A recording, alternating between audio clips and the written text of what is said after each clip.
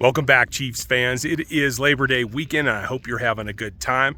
I'm up here in the remote mountains, hanging out at the lake, trying to check this place out. I'll try to give you a little bit of a view about what we're hanging out with. There's a lot going on, and I know everybody's pumped up about this season that's about to come. And we got to talk about right now, with the preseason over and everybody kind of happy, that's a good place to start. But we have to look at the Arizona Cardinals and how the Chiefs can really maximize what they need to do from the get-go and get started in a way that sets them up for the rest of the season. I think it really is a set of dominoes that they have to get off on the right foot in order to make the rest of it work. So welcome to RGR Football. If you don't know me, I'm Ryan. This is my channel. Me and my crew try to run down the Kansas City Chiefs from every angle that we possibly can. And tonight is the breakdown show. This is the last one before it's a post game. Normally on Sunday nights, the breakdown show will be my takeaways, everything you need to know from that particular ball game. Now, obviously today we're waiting on it. September 11th, not the best day to have the first game, but it is going to happen. So we're a week out. I'm excited. I hope you're excited as well. If you would hit the like, that would tell me that you like this gig and you'll like the format of it, at least for this weekend anyway. And then hit that sub so you become one of us. And make sure that you get the bell turned on so you get notifications about what comes next. I'll try not to move around too much because I know it drives people nuts sometimes, but there's a lot to see here.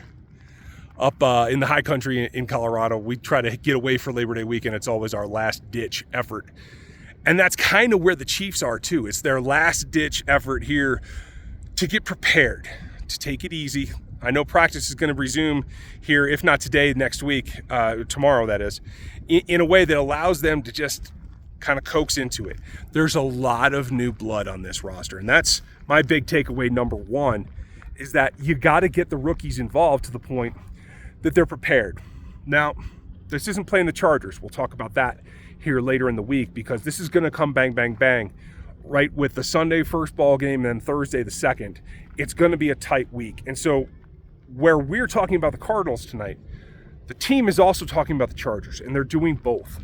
That's important so that they're prepared for both ball games because there isn't enough time in between to get all the install done. And I think that's something that gets lost along the way here for a lot of folks when they start talking about the way the NFL season runs. When it is that tight, they're preparing for both teams in successive weeks at the same time. And so not only do you have to contend with the fact that you have a super mobile quarterback in Kyler Murray, and so it is Willie Gay and Nick Bolton that have to be hyper aware. I think that game plan is going to come down to a lot of third safety Brian Cook coming down into the box in order to try to contain what Kyler's going to try to do.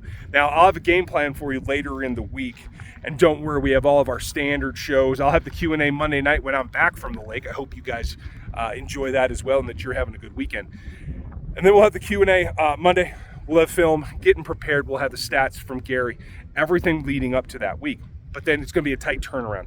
So we will do the Q&A next Monday night, but then we're going to get right into preparing for the Chargers.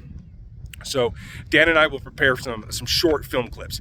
If you haven't seen it yet, the In Harm's Way series is Dan's short videos, like the way that I do them, where it's a single play broke down.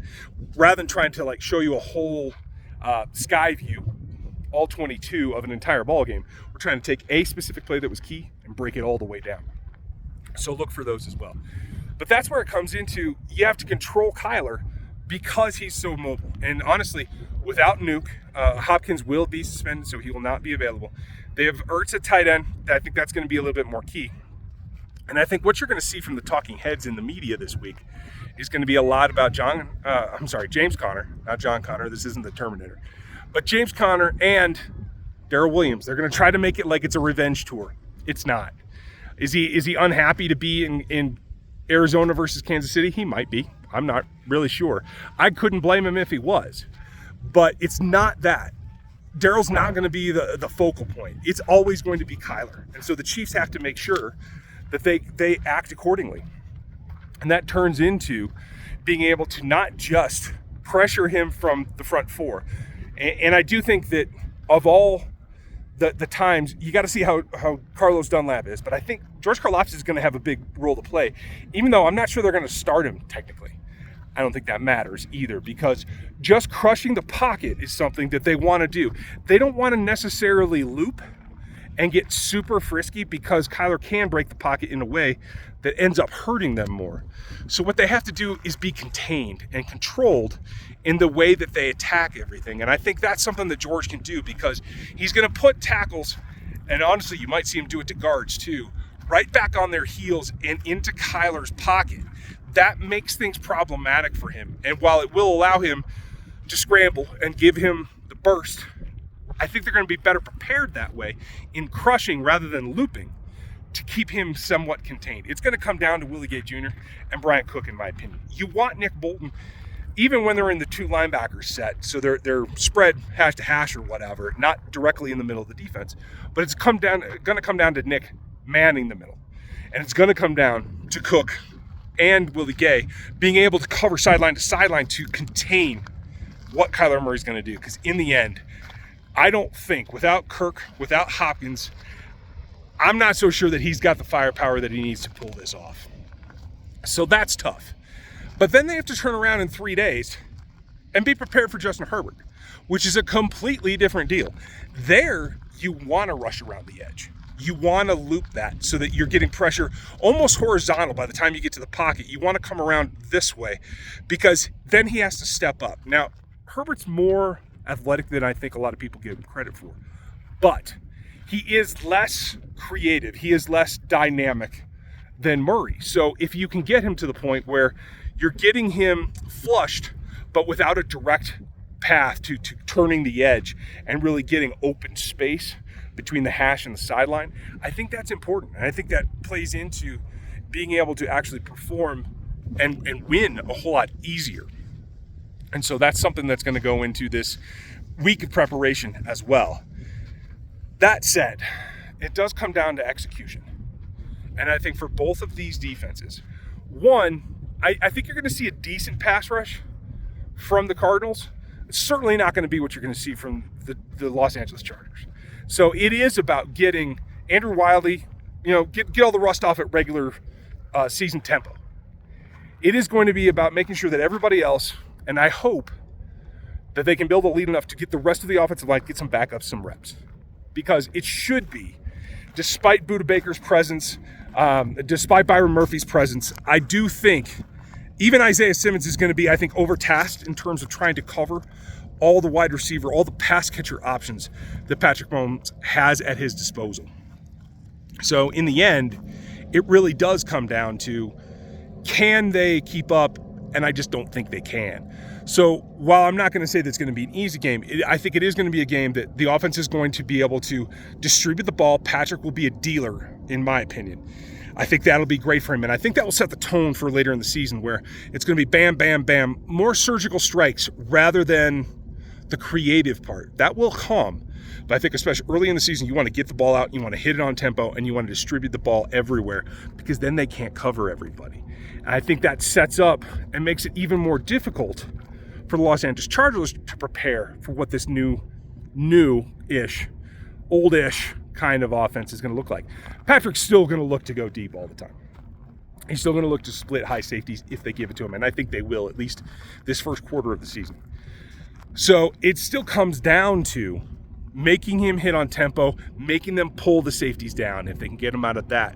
I think Derwin James wants to come down in the box. I don't think he wants to play in space. So if Chargers give him any leeway in his assignment, he's going to want to drift down. I think that's going to leave some opportunities for Patrick out there. So the question is going to be, who can stand up? Who can take advantage of that? Because I almost feel like the Chargers' game plan is going to be a little bit patty cake, because they don't want to give too much away. Whereas, for the Cardinals, so the Chargers game plan, they can come back and actually attack a little bit more, because I do think the defense in Los Angeles is markedly better than the defense in Arizona. And it is going to take a different game plan. So it is about Patrick hitting early, often, a lot of dispersion against the Cardinals.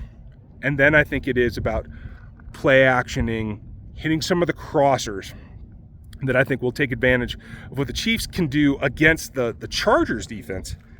And then you're going to have opportunities over the top. Now we're going to talk about both of these in depth coming up in the next weeks. We have a new schedule coming. I'll announce that during the Q&A over on Monday night. And for those of you that are getting into the season, getting ready for it, if you check out RGR, that is the new code at DraftKings, our latest sponsor, and that will help us as well. You can grab stuff in the gear store as well. That always helps us.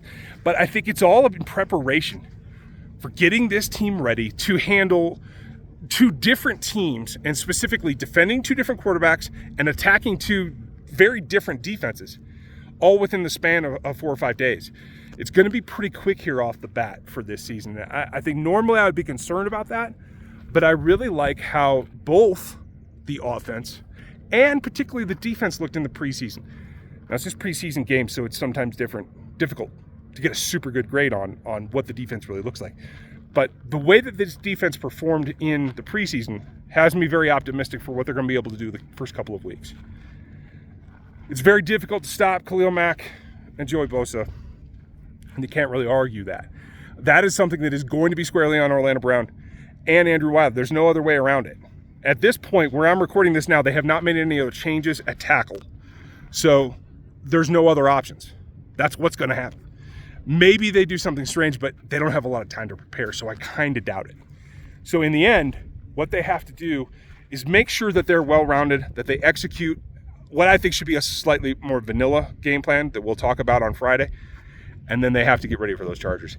I'm trying real hard to not overlook the Arizona Cardinals because they got off to a very hot start, and I think they have that capability again. But the Chargers are just so much more of a threat that I think that's kind of where I'm focused.